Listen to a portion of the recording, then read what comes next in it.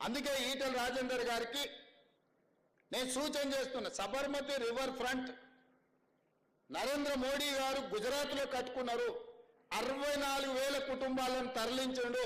అందులో 16,000 మందికే నష్టపరిహారం ఇచ్చిండు.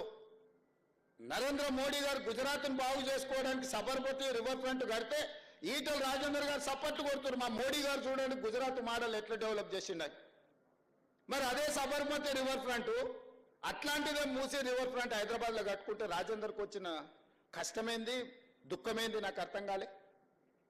రండి రాజేందర్ గారు, గత ప్రభుత్వంలో జీవోలు ఇచ్చారు. 2019లో మూసీలో ఉన్న ఆక్రమణలు తొలగించాలని జీవో ఇచ్చారు. మీరు అప్పుడు మంత్రే కదా, మీరు ఆ ప్రభుత్వంలో మంత్రే కదా.